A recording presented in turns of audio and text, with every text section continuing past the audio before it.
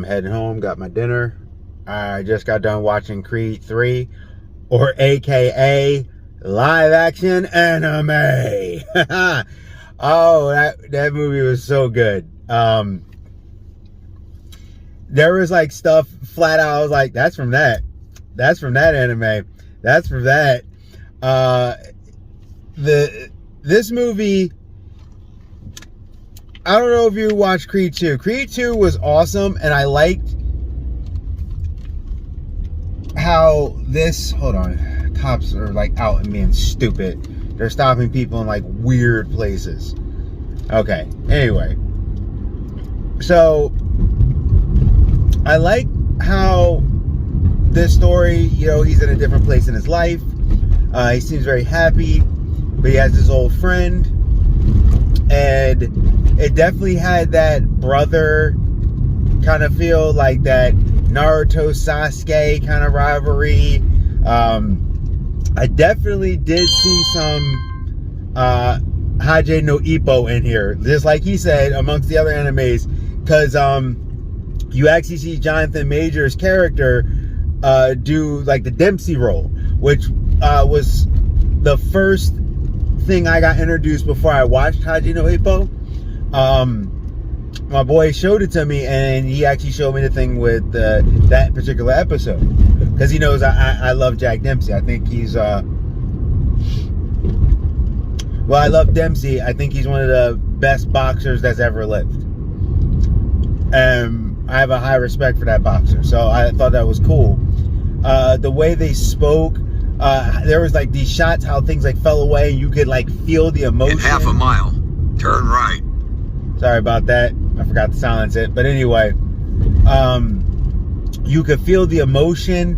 There was a lot. The dialogue was different. It had these really awesome shots where you could see him become hyper focused, which was kind of like an anime thing where it's like, I'm going to focus here. Yeah, like, I think from top to bottom, first off, if you are an anime fan, you're going to know, like, there is definitely a scene that is straight from Dragon Ball. There's actually a couple scenes, like, I know he said it, but to see it, it was like, oh my god, that's like straight out of Dragon Ball. There was one moment in there, I was like, that's my hero. Like, you literally feel it, you see it, how they talk, how they do stuff, yet it still was its own thing. And I like the fact that it felt different from the previous ones where Sylvester Stallone was on it, yet it still felt like it was a part of the Rocky franchise. But the direction and things were different in such a good way. I will say this. Him and his kid, I don't know if you watched it, but their relationship was growing. I like that. I like the thing with him and his wife, like their relationship. Even Damien, it was kind of interesting because Jonathan Majors knocking another one out the park. Damien felt like an outsider. You know, sometimes you watch something and they really fit in or fit out. Like, no, in this particular one, he really felt like an outsider. He always felt like lost, and what he wanted and how things went back and forth and how Adonis felt a certain type of way. And it was just so cool how they pieced it together and how it went from one place to another and how Adonis had to figure it out differently. And there was things that they talked about, but they never got too deep in. And I think in the end, it was a good idea because if it gave you enough to know what was wrong, but not so much that you were lost. I may have to do a cover over because I realize it's very, very dark, but I'm going to give this movie a rating of a definitely should buy. There was some camera work that was super incredible. There was some stuff I really liked. They talked about before, but there's this thing where it like falls away and it just focuses on them. And they got their symbols on their gloves, which reminds you of like Naruto and stuff. And it's just really well put together. And it was a nice continuation of the previous film. But it felt like it deviated where it needed to make it another place. So, I don't know if we're going to get another one. They left it open where we possibly could. But I do think it's very interesting where Creed is. Because Creed this felt like the true stand on its own. No Rocky, no, nothing. Let's see what they do. And I think that the corny guy knocked it out the park. And Jonathan Majors, once again, he's just playing so well. He's massive in the movie. Massive. And it was cool because you actually could see, they tried to cover it up and stuff, but you could see that Michael B. Jordan definitely bulked up.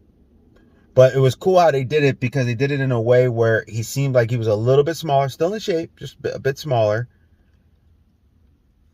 And they put him into this new mode of like, when you see him, it's like, man, this dude's massive now. Compared to the beginning of the movie versus the end of the movie, you could see there was a change in his physicality. And I thought that was pretty cool.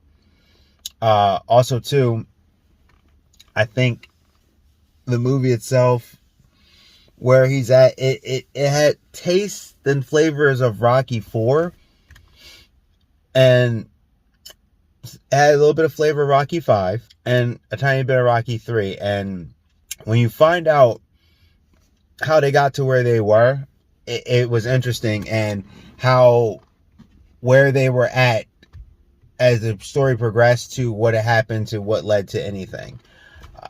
I just think there was a really good progression. Like, if they wanted to leave the movie right there, they could. But there are certain things like, so there's a scene towards the end when they deal with it, if you're going to just be like, oh my God, that's pure anime right there. So I thought that was very cool. And it was smart because the tensions with the brothers and everything actually really does play in. And anime does that so well and handles it so good. It was a smart place to take the source from.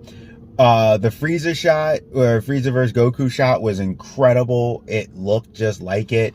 I was like, that was awesome that they added that in there.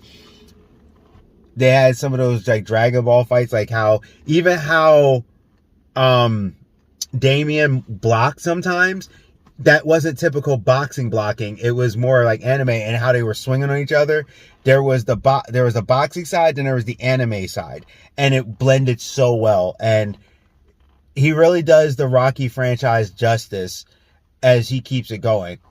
If they don't do any more, okay. If they want to do more, I'll be there and I'll watch it. So, tell me what you think of Creed 3. Like I said, I think the movie's a should buy. I think from top to bottom, it was shot well. Even the counter colors I liked, and the gear and how they did stuff. But it also cracked me up because they kept playing about how old they are. And I'm like, well, if these guys are old and they look like that, I'm doing something wrong. Because there's people who I've seen that look younger than them that don't look as good as those two men. So they did that there. Also, too, I just wanted to point out, even though in more recent years she's done some things that kind of annoy me, I still like her. Tessa Thompson really honed her character, and I think there's something incredible there too. Like I said, I don't have an issue with Tessa. I just, certain things sometimes she says certain stuff that like gets on my nerves, like, because it doesn't make sense. She's trying to be extra, but outside of that, I mean, from what I've seen of her, she's still a very sweet person in her heart of hearts. She's playing the part very well. She has a very compelling way how she does her character in there, and it really shines. And yeah, I think this movie, you would enjoy it, especially if you're an anime fan.